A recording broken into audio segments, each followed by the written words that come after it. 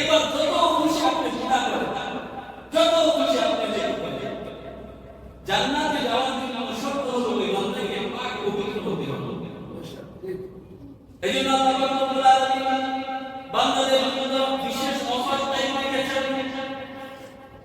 অনেক সময় আল্লাহ রাব্বুল আলামিন বান্দাদেরকে জুমার দিন দিয়েছেন, জুমার নামাজে ইনশাআল্লাহ ক্ষমা চাও, ওই আল্লাহ তোমাদেরকে ক্ষমা করে দিবেন। আল্লাহ রাব্বুল আলামিন রমজানুল মুবারক দিয়েছেন, এই রমজানুল মুবারকে আল্লাহ রাব্বুল আলামিন প্রতিদিন অসংখ্য মানুষকে আল্লাহর কাছে যারা তওবা করবে আল্লাহ রাব্বুল আলামিন অসংখ্য মানুষকে ক্ষমা ঘোষণা করে দিবেন। আল্লাহ রাব্বুল আলামিন সবাইকে বরাত দিয়েছেন ক্ষমার জন্য। সবাই বরাতে যারা ক্ষমা চাইবে আল্লাহ রাব্বুল আলামিন ক্ষমা করে দিবেন। আল্লাহ রাব্বুল আলামিন লাইলাতুল কদর দিয়েছেন, এই লাইলাতুল কদরে আল্লাহ রাব্বুল আলামিন অসংখ্য বান্দাকে ক্ষমা করে জান্নাতে ঘোষণা করে দিবেন। হাদিসের মধ্যে আসছে আল্লাহ রাব্বুল আলামিন রমজানের শেষ রাতে এসে আল্লাহ রাব্বুল আলামিন অসংখ্য বান্দাকে ক্ষমা ঘোষণা করে দিবেন।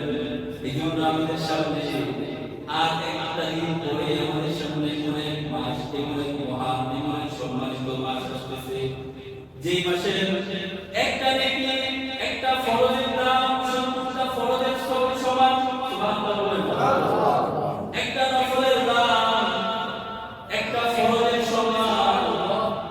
আর আল্লাহ রাব্বুল আলামিন বলেন, একটা যখন নাকি কেউ 1 টাকা আল্লাহর রাস্তায় দান করে আল্লাহ রাব্বুল আলামিন তার ওই দানের বিনিময়ে 1 টাকার বিনিময়ে 70 টাকার সওয়াব দান করবেন। সুবহানাল্লাহ।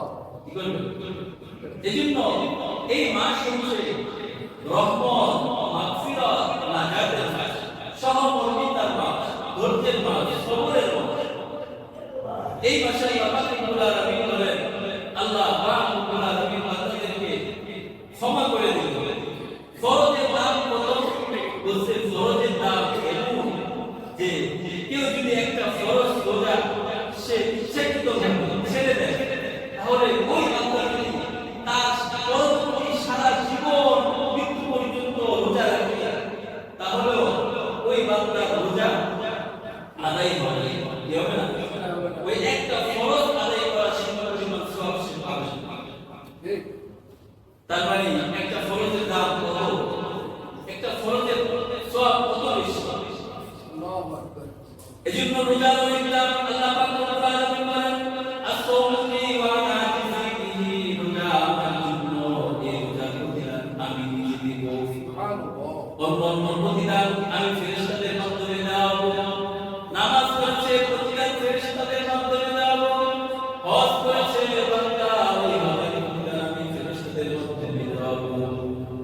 এমনি ভাবে যত আমল করেছে ওই আমলের সবগুলো প্রতিদান আমি বান্দাদেরকে ফেরেশতাদের মাধ্যমে দেব। কিন্তু বান্দা যখন রোজা রেখেছে আমার জন্য, ওই বান্দা রোজার প্রতিদান আমি নিজে দিই। সুবহানাল্লাহ। আমি নিজে ওই বান্দার প্রতিদান আল্লাহ পাক বলেন, আমি নিজে রোজাদাররা আল্লাহ একেবারে কাছাকাছি থাকে, একেবারে নিকটে থাকে। এজন্য রোজার মাস ইবাদতের মাস, গুনাহ মাফের মাস, কিসের মাস? পবিত্র হওয়ার মাস। অনেক গুনাহ হয়ে গেছে, এই গুনাহগুলো যেন এই রমজানের মুবারকে আমরা ক্ষমা পাই। কারণ হাদিসের মধ্যে আসছে আল্লাহ রাসূল সাল্লাল্লাহু আলাইহি ওয়াসাল্লাম মিম্বারে উঠতেছিলেন, তখন পিছন দিক থেকে জিবরাইল এসে দোয়া করছে। আল্লাহ রাসূল আমিন বলেছেন, ওই দোয়া কবুল করে দিয়েছেন কে? আল্লাহ তাআলা কবুল করে দিয়েছেন। সুবহানাল্লাহ। জিবরাইল আলাইহিস সালাম এসে বলতেছেন, যেই সন্তান পিতামাতাকে পেল, পিতামাতাকে পাওয়ার পরেও ওই সন্তান পিতামাতাকে সন্তুষ্টি করে, পিতামাতার খেদমত করে, তাদের সন্তুষ্টি করে জান্নাত কামাই করতে পারলো না, ওই সন্তান ধ্বংস হয়ে যাবে। রাসূল কারীম সাল্লাল্লাহু আলাইহি ওয়াসাল্লাম আমিন বলেছেন। এই দোয়া কবুল করে দিয়েছেন কে? আল্লাহ তাআলা কবুল করে দিয়েছেন। দ্বিতীয় নম্বরে যারা রাসূলের নাম শুনলো তারা ভুল করলো না, ওই ব্যক্তিরা ধ্বংস হোক। জিবরাইল আলাইহিস সালাম দোয়া করছেন,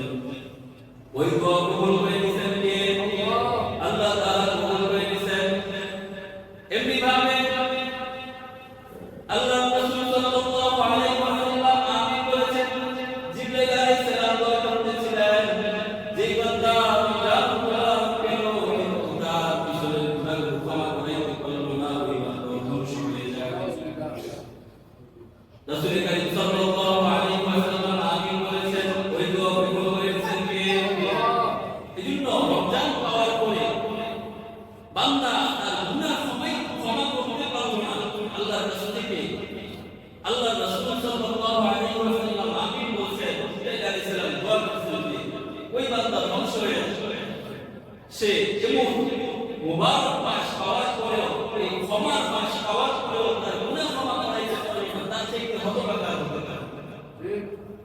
এজন্য এই মাসকে ক্ষমার মাস হিসেবে আমাদেরকে প্রতিটা মুহূর্ত কাজে লাগাইতে হবে। কি করতে হবে? প্রতিটা মুহূর্ত কাজে লাগাইতে হবে, যে এই মাসে প্রত্যেকটা মুহূর্ত যেন আমার ইবাদতের মধ্যে রাখে, একটা মুহূর্ত যেন গুনাহের মধ্যে রাখে। সব ধরনের গুনাহ এই মাসে আল্লাহর জন্য ছেড়ে দিতে হবে, কারণ আল্লাহ পাক রব্বুল আলামিন হাদিসের মধ্যে বলেন যে এই মাসে এই রমজানুল মুবারকে শয়তানকে শৃঙ্খলাবদ্ধ করে ওই সমুদ্রের তলদেশে তাকে আটকে রাখা হয়, যেন শয়তান মানুষের মধ্যে বিঘ্নতা ঘটাইতে না পারে, মানুষের মধ্যে বিশৃঙ্খলা না করতে পারে, বান্দারা যেন নির্বিঘ্নে তারা আল্লাহর জন্য ইবাদতের মধ্যে কাটাইতে পারে। আর এই মাসে বলছেন যে যে বান্দা অন্য কোনো রোজাদারকে ইফতারি করে, বলছেন যে হাদিসের মধ্যে বলেন আল্লাহ রাসূল সাল্লাল্লাহু আলাইহি ওয়াসাল্লাম কোন বান্দা যখন অপর এক বান্দাকে রোজাদারকে এসে ইফতারি করাইবে, আল্লাহ পাক রব্বুল আলামিন তার আমলনামায় ওই রোজাদারের সমপরিমাণ সওয়াব দান করে দেন। সুবহানাল্লাহ। সাহাবায়ে কেরাম রাদিয়াল্লাহু তাআলা আজমাইন জিজ্ঞাসা করলেন, হে আল্লাহর রাসূল, আমাদের তো এত সামর্থ্য নাই যে আমরা একজন রোজাদারকে পেট ভরে ইফতারি করাইব। তখন আল্লাহ রাসূল সাল্লাল্লাহু আলাইহি ওয়াসাল্লাম বললেন যে রোজাদারকে ইফতারি করার জন্য পেট ভরে তোমাদের শর্ত না, তোমার যতটুকু সামর্থ্য আছে ওই সামর্থ্য অনুযায়ী ইফতারি করাইলেই হবে। যদি তুমি এক বেলা দুই দিন ইফতারি করাও তাও তুমি সমপরিমাণ সওয়াব পাবে, যদি তুমি এক টুকরা খেজুর দিয়ে ইফতারি করাও তাও তুমি সমপরিমাণ সওয়াব পাবে, সওয়াবে কোনো করা হবে না। যদি তুমি এক গ্লাস পানি দিয়েও তুমি কোনো রোজাদারকে ইফতারি করাও তাহলে ওই রোজাদারের সমপরিমাণ সওয়াব দিয়ে দিবেন। আল্লাহ তাআলা রোজাদারের সমপরিমাণ সওয়াব ওই বান্দার আমলনামায় দিবেন। এজন্য যাদের সামর্থ্য আছে আমরা আশেপাশের মানুষগুলোর প্রশ্ন করব যেন তারাও সুন্দরভাবে এই রমজান মাসে কষ্ট ছাড়া ইবাদতের মধ্যে কাটাইতে পারে। তারাও যেন শুধুই এক মুঠ মুড়ি আর এক গ্লাস সাদা পানি দিয়ে ইফতারি না করতে পারে। এমন অনেক মানুষ আছে সমাজের মধ্যে বিত্তশালী, প্রভাবশালী, ভক্ত, আল্লাহ তাআলা তাদেরকে দান করছেন, অর্থ সম্পদ দান করছেন। তো ওই বান্দাগুলো নিজেরা আহারি এবং ইত্যাদি আইটেম ইফতার করে বলা পর্যন্ত খায়, হ্যাঁ, কিন্তু পাশের বাড়ি তারা কি ইফতার করবে, ওই পাশের ঘরে ছোট ছোট বাচ্চারা আছে, তারা ইফতারের সময় কি খাচ্ছে এগুলো খোঁজ খবর রাখে না, আছে না? কথা বলেন, আছে না? এটা রমজানুল মুবারকের সৌন্দর্য। রমজানুল মুবারকে একে অপরের সহমর্মিতার মাস, একে অপরের খোঁজখবর রাখা, যে তাদের সাহায্যে নিজে কিছু ভালো দিলে তাদেরও খোঁজখবর রাখা, আরো কিছু ভালো দিতে পারে। তাহলে এই প্রতিকার দিবেন কে? আল্লাহ তাআলা এর সওয়াব দান করবেন। বলছে তাকে তো এই রোজার প্রতিকার দেওয়া হবে, যে ব্যক্তিকে ইফতারি করাইলো ওই ব্যক্তি রোজাদার ছিল, তার সওয়াবের মধ্যে কোনো কমতি করা হবে না। সুবহানাল্লাহ।